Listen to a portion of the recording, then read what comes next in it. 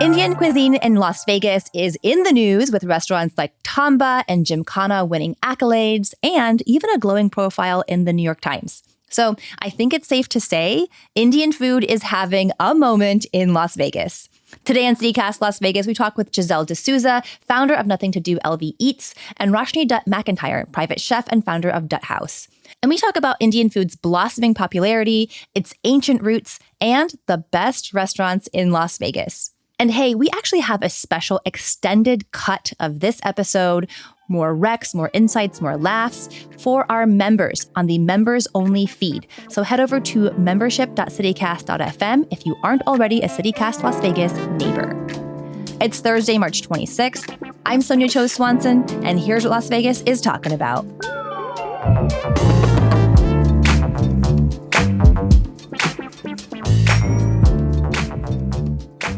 Giselle, Roshni, welcome to CityCast Las Vegas. Thank you. Hi. Thank you for having us. So good to have y'all. I am so excited to talk about Indian food with you guys because I have so much I want to learn. What feels different about this past year, though, when it comes to Indian food in Las Vegas? Because there's been kind of a trend brewing, right, Giselle? Yeah, so in recent years, actually, we've noticed that there's a trend of a lot of new Indian foods opening, especially even me in the Southwest have noticed a few popping up.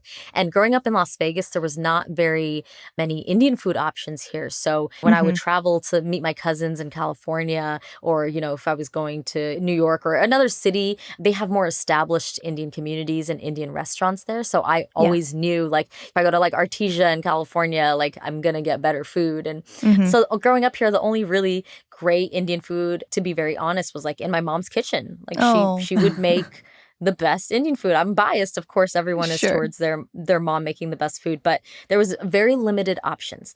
But in recent years, not only are we getting more Indian restaurants, we're getting some of the best Indian restaurants, like you mentioned, Gymkhana and Tamba. So yeah. Roshni, why do you think that is? Like, why is Indian food changing in this way? Why are we getting this kind of new upscale places in town?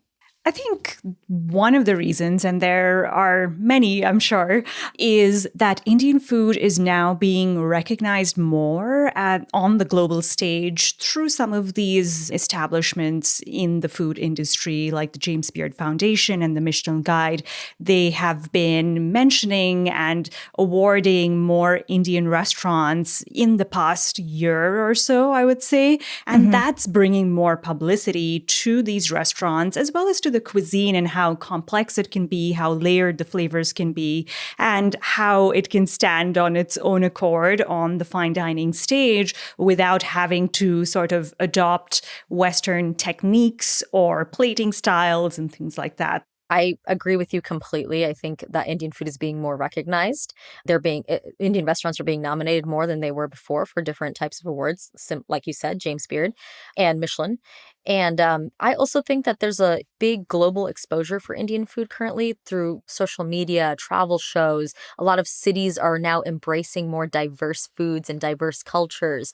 And I think even things like social media and the fact that people are also on this, like, they're always on like a health craze, but like even more in recent times, people are trying to eat a lot healthier, plant-based diets. And Indian food is very approachable when it comes to eating vegetarian or plant-based options. That's true. Because you're never going to run out of delicious vegetarian or vegan Indian food with all the spice variations that we have, you know? It's not bland.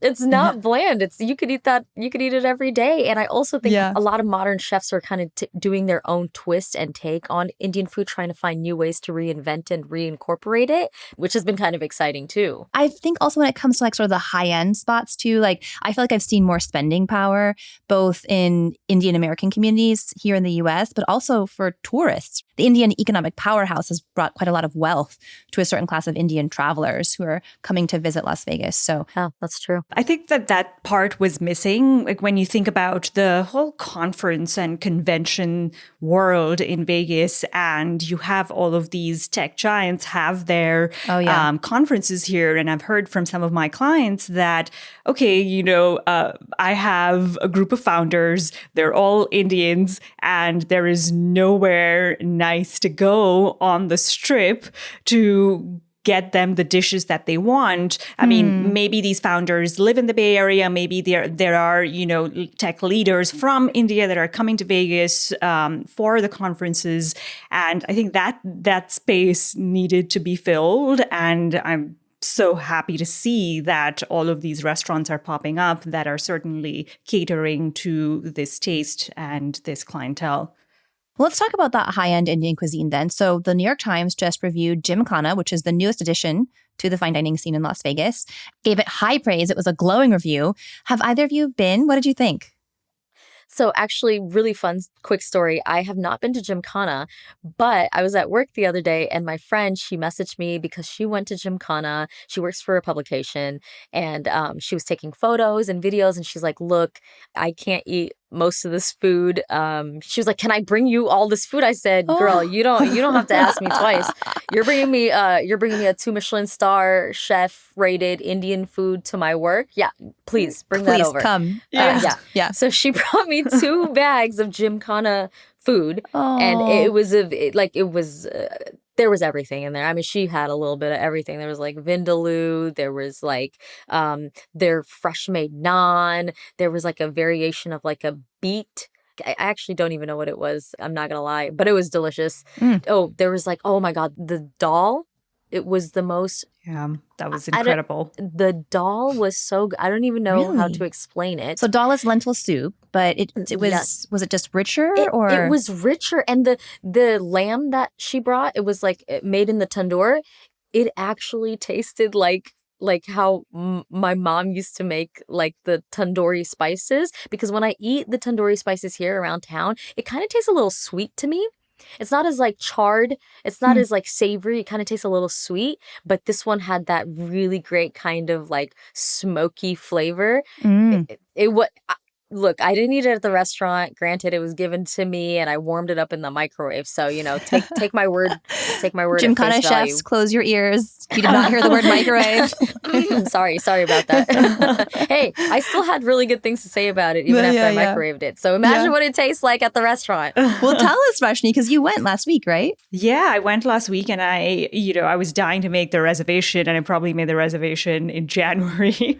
It takes forever. The waiting list is so long. Yeah. Yeah. But, I'd heard a lot about Gymkhana prior to this. I haven't been to the one in London, but I have heard from my friends that it's incredible. So my expectations were high and I was not disappointed at all. I think that from the service to the food, it was just incredible, to the ambience. It's, got a Vegas feel, but it still feels like India. The essence is not lost. Everything was presented in such a beautiful way. But one of the things that I really, really appreciated about the food was that I think one of the biggest compliments that you can give a chef is that when you taste their food, it transports you to a different place.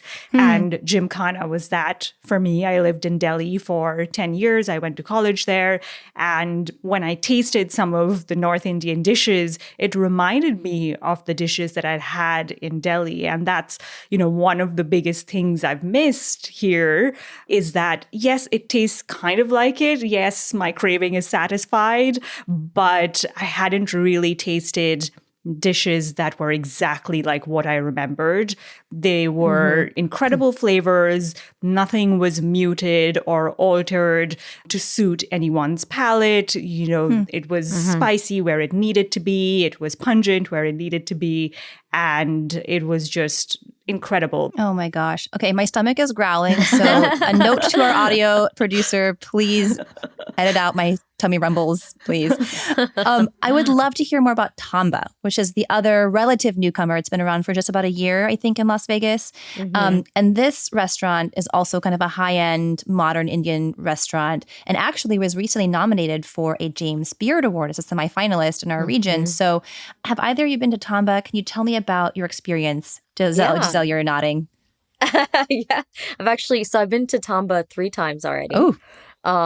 I am that a fan. Sounds like you already vote yes. I vote yes. I'm a fan. And one my most memorable experiences going there out of the 3 was when I took my mom there. So I took my mom there because like I said, growing up in Vegas and just growing up in general in the United States, where you don't have access to a lot of more traditional Indian flavors unless you kind of get it at home, I was like, look, I have to bring my mom here. I got to see what her thoughts are on Tamba. Tamba is not supposed to be considered a traditional Indian restaurant, I don't think, because it's a fusion between Indian food and maybe like Japanese food, or has Asian, other Asian flavors incorporated into it. But I was just so proud that there is more high-end Indian food options in the city now, because I think Indian food has always kind of been regarded as just a quick lunch spot. You go to for a lunch buffet, you pay $15.99, you eat all you can eat, and the flavors are kind of muted, and then you're good to go. You get more bang for your buck. So for restaurants like Gymkhana and Tamba to come into town and really show that Indian food can be elevated, just like any other cuisine. It really can. You can hone in on those flavors, and you can even pair them with other cuisines and create something beautiful and amazing, which Tamba has done. What does your mom think? I'm so curious. So she loved it. So I will say my mom was more impressed with the fusion portion than the Indian portion. And that's not to say the Indian portion wasn't delicious. She ate every bite and she was like, this is delicious, right? But in her mind, I think she thought like there are some other Indian restaurants in Vegas that might, because their focus is solely on more traditional Indian food, that portion might have been, if you're looking for something traditional, maybe you would go to one of those restaurants. But if you're looking for something delicious, high end, and just beautiful and presentable and flavors are amazing, okay, Tamba all the way, right? Giselle, I totally agree with your mom. That's how I felt too, because I was very excited about the fusion elements on the menu. Like I loved all the Japanese inspired dishes with Indian flavors. I had this, sushi with Wagyu with some Madras curry powder. And I thought they did such an incredible job of picking different parts of the different cuisines to put together, because sometimes fusion doesn't make sense if you're not thoughtful about it. But I think they've done an incredible job of innovating in that space while still maintaining the integrity of both cuisines, where you feel like, wow, this is something new I'm trying, and yet it doesn't feel like we're doing a disservice to either cuisine. So I think that it's a wonderful concept and they've done an incredible job. However, I agree with your mom where it's like, okay, this is not the restaurant I would go to if I wanted something very traditional. That's not to say that their traditional dishes aren't great, but I think they do a better job on some of the fusion stuff.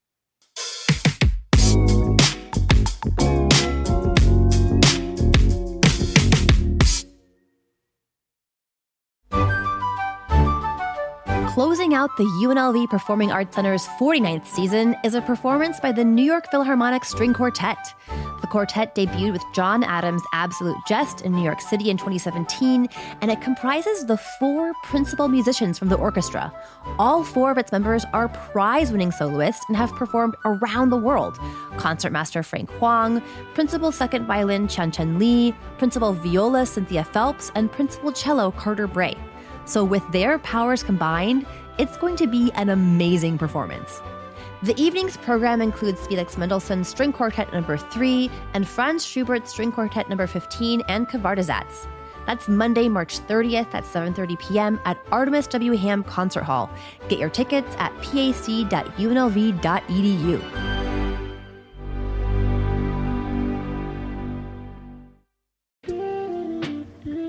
Zen Leaf Las Vegas is a local dispensary brand with multiple locations serving the Vegas community. So if you go to their Flamingo and Fort Apache locations, here's something really cool. They offer deli-style flowers. So imagine a deli, right? Where customers can see, smell, and choose their buds before they are weighed fresh. And those locations at Flamingo and Fort Apache also have drive-through pickup if you want a quick and convenient option. North Las Vegas customers can take advantage of home delivery directly from the ZenLeaf team. And I would say ZenLeaf really focuses on making cannabis shopping approachable, convenient, and welcoming for both new and experienced customers. So visit a ZenLeaf Las Vegas location and, here's a special tip, mention CityCast or shop online using code CityCast, all caps, one word, to receive a special subscriber savings. So search for ZenLeaf Las Vegas to find your nearest location. One of the things that I observed that was really exciting for me to see at both of these restaurants is just who was there. It wasn't just Indians, you know, there was a diverse crowd of people. And that for me was the most exciting part of it all, that people are here for it. They want to experience these new flavors. They're spending their hard-earned money on these fine dining establishments, and they are getting out of that mindset that Giselle mentioned earlier, which is, oh, it's a buffet, it's a quick casual spot type of thing. So I think like that change is really incredible to see. Yeah. It reminds me of something that you said earlier, Giselle, about how you felt proud to bring your mom to Tamba, which just like spoke to my heart to say, this is our culture, our food, and we can actually be unapologetic about it, right? That the flavors can be unapologetically spicy where they need to be spicy, or sour or bold in this way. Like, I feel like it's a way to express a lack of apology. And I think there's so much, shame that a lot of immigrants carry around their foods. You hear that classic lunchbox story, right? I didn't want to open my lunchbox at school because my mom packed like whatever stinky food from home, right? And this feels like the antithesis of that, right? To say like, actually what it is. Yes. This is the smell and the flavor of home, and we are so proud of it. And not only are we proud of it, you're going to love it, you're going to pay money for it, and you're going to give us awards for it. Yes, that's exactly what it is. You recapped my thoughts perfectly. So that's, growing up, and my mom would pack, at some point I was like, Mom, can I just have a sandwich? Like, can I just have something that doesn't have all these spices in it? Not that I didn't like it. I loved it. But of course, all the kids were like, what is that? And it's like, the thing is, it smells amazing. You've smelled Indian food. It smells amazing. But because the flavors and smells are not as common to people, they start to question, like, what is that? What is that? They start to wonder what it is. And so you get embarrassed when you really shouldn't, because your mom took time to pack this beautiful, delicious handmade lunch for you that is, I'm not going to lie, so much better than a ham and cheese sandwich. Today we know that. Yeah. Yeah, today we know that. I wish I knew that when I was 11. It's so Think about India as a giant country, like physically, geographically, so giant, so diverse, right? There's colder mountainous regions, coastal regions. And this is actually part of your work as a private chef and an Indian food educator, Roshni, right? I mean, you have a YouTube channel where you talk about this.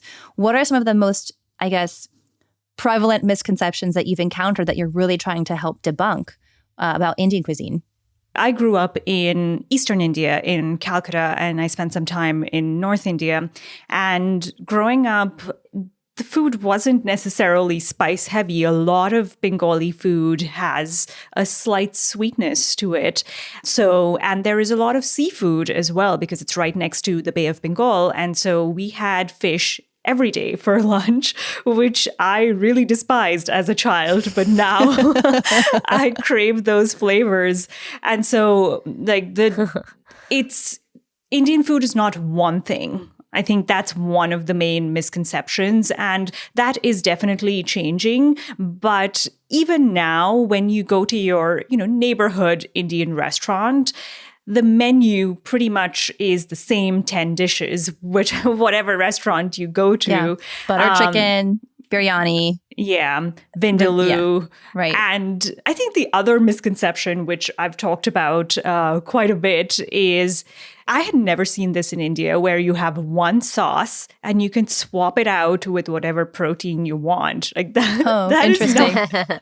That's not a thing. Like a butter chicken sauce is meant for chicken. It might go with paneer, but you can't just add lamb to it and expect it to work, because lamb requires, or red meat requires, more bolder flavors, like lots of these warm spices like cardamom, cinnamon, clove.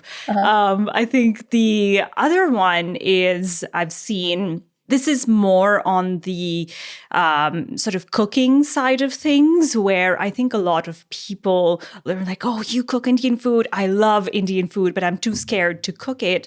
And I think there is this misconception that Indian food is too complicated, or you need a huge pantry or hundreds of spices to cook it. But once you start approaching it from a technique perspective, like, okay, these are the steps and this is what I need to do, it's not like there are hundreds of different steps. There are 5 or 6 steps, and with a few adjustments, you can make different kinds of dishes. Same thing with spices. If you have the basic spices, I probably use 5 or 6 spices over and over again in different kinds of combinations and proportions. So I think this sort of fear that, oh, I love this cuisine, but I can't cook it at home because it's too complicated, that's the other misconception. Well, what do you hope comes next to the Indian dining scene? Because we've got an amazing array of stuff and we have this really cool fine dining scene now. What do you hope comes next?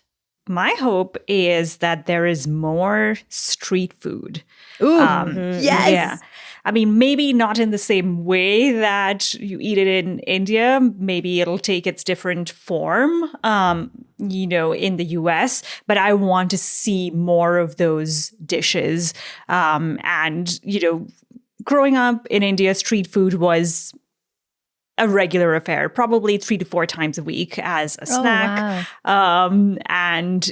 There were street vendors everywhere. And a lot of these street vendors, it's a generational business for them, where they make this one dish and they've been doing it for generations. So while it's cheap, it's incredibly flavorful. There is a lot of skill that goes into perfecting that one dish, and it's incredibly fresh because they don't have access to refrigeration or anything like that. I would love to see that in Las Vegas too, because out in the Bay Area, there are a lot of Indian ice cream shops where they incorporate flavors like cardamom and rose petal and Saffron. like ginger, saffron. It's so pistachio, like it's mango, coconut. It's delicious. It's the best thing.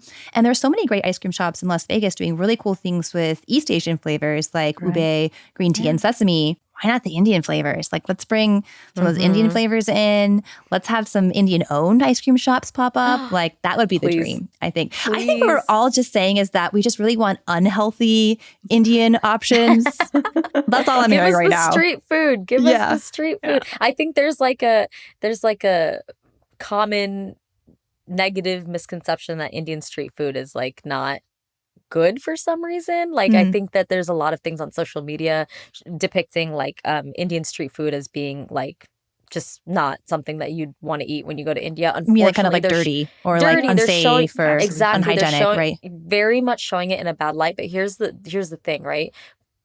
Of course, they're going to find the worst versions to show on social media because they're trying to prove a point. There are many, many, many street vendors out there that are absolutely being safe when they cook their food. They're using gloves. They're being very clean when they use their food. This trend of these videos being shown on social media is very like frustrating to me in recent times because people will actually send them to me and be like, "Oh, is this how it's happening in India? Is this how you guys are eating?" It's like, first of all, I live here. Second, so I can't really speak on their behalf. Second of all, no, because I do have family that lives there and I know that they go eat out a lot and they eat at these street vendors and they are using safety measures in their own way. But you also have to be mindful when you go to another country, not just India, any other country, you are going to have to adjust to their cooking techniques, to the water that they use, to the different flavors. Like it's going to, upset your stomach a little bit, even if you were to go to any other country. So, that like new social media trend of kind of showcasing Indian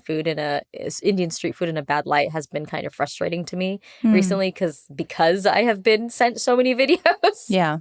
And so I really just, I would love some Indian street food here so people could understand why it's so great. Yeah. And, to that point, my husband's from California. He had never been to India before we met. And the first time we went to India, we went on this street food tour because I was like, this is not something that you will experience anywhere else.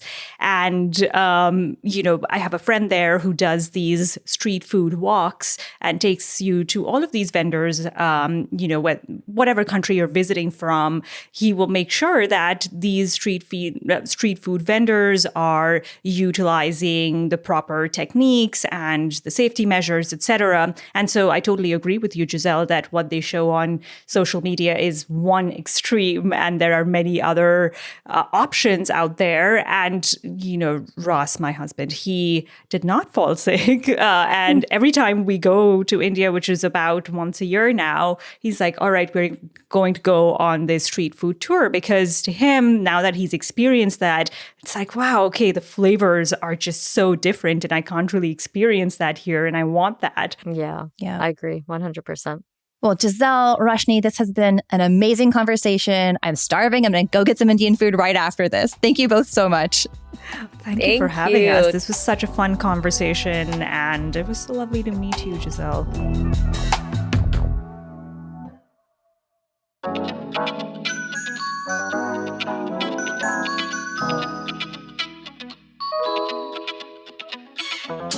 And that's all for today here on CityCast Las Vegas. If you enjoyed the show, go tell a friend, rate the show, leave us a review, and subscribe to our morning newsletter. Don't forget you can support this show and get some great perks by becoming a CityCast Las Vegas neighbor at membership.citycast.fm. We'll be back tomorrow morning with more news from around the city. Take care.